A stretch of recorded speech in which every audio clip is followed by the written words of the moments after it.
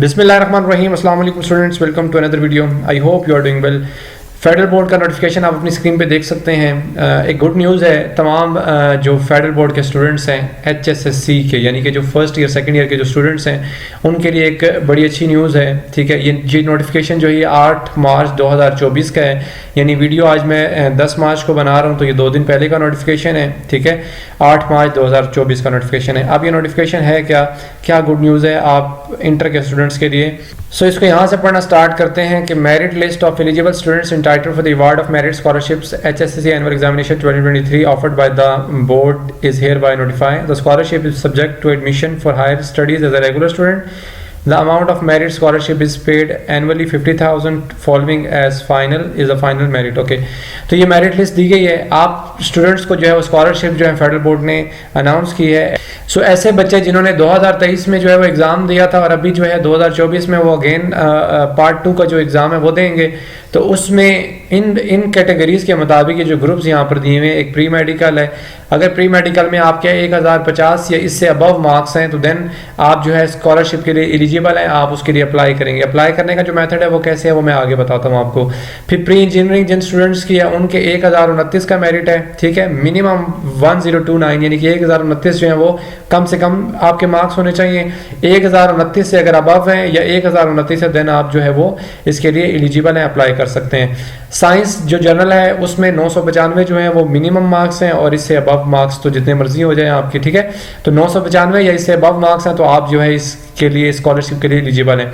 फिर ह्यूमैनिटीज़ का जो ग्रुप है इसमें 942 यानी 942 मार्क्स या इससे अबव मार्क्स हैं तो आप जो है एलिजिबल हैं।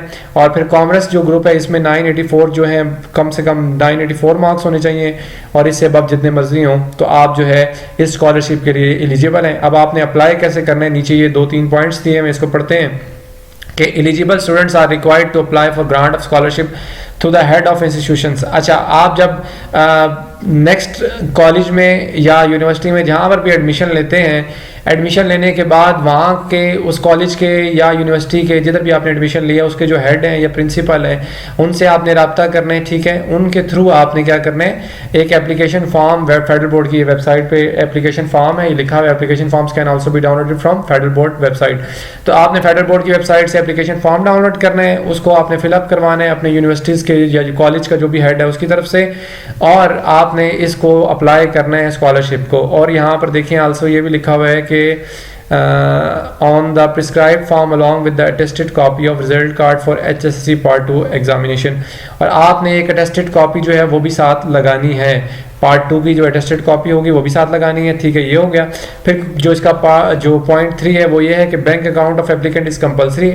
तो जो बच्चा भी अप्लाई कर रहा है स्कॉलरशिप के लिए उस बच्चे का अकाउंट जो है वो ज़रूरी है, वो होना चाहिए। ठीक है, अगर बैंक अकाउंट है तो आप उस अकाउंट का नंबर जो वो मेंशन करेंगे साथ। और आगे लिखा है how ever the students who do not, क्योंकि आपका जो आपकी जो ये है स्कॉलरशिप है ये आपके अकाउंट में आती है तो इसलिए आपका वो अकाउंट कंपलसरी है। और अगर नहीं है तो how ever the students who do not have bank account, कुछ ऐसे स्टूडेंट्स होते हैं जिनका नहीं होता या कोई इश्यूज होते हैं, तो अगर आपका बैंक अकाउंट नहीं है then can submit account number of their parents. तो आप अपने पेरेंट्स का अकाउंट नंबर सबमिट करवा सकते हैं duly verified by the concern bank. उस बैंक जो भी उसका बैंक होगा, ठीक है, उस बैंक से आपने जो है वेरीफाई करवाना है। फिर in case of mother's account, अगर आपकी वालदा का अकाउंट है then attested copy of B form is to be appended. और अगर आपकी वालदा का अकाउंट है तो फिर आपने उसके साथ जो स्टूडेंट है उसकी जो बे फॉर्म की अटेस्टेड कॉपी है वो भी साथ ज़रूर मेंशन करनी है, लगानी है। और जब आप ये कर लेंगे फिर इसके बाद आपकी जो स्कॉलरशिप है वो आपको जारी कर दी जाएगी।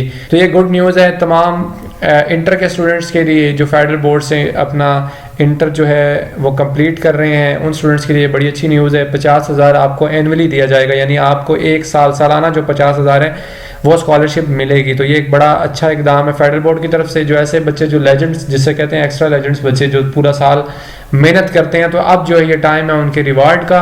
तो एक गुड न्यूज़ है ये तमाम स्टूडेंट्स के लिए। अगर इस एप्लीकेशन फॉर्म को फिलअप करने में या किसी किस्म का भी कोई क्वेश्चन हो तो then you can ask in comment box section. Next video तक के लिए अपना बहुत सारा ख्याल रखिएगा और दुआओं में याद रखिएगा। अल्लाह हाफिज़।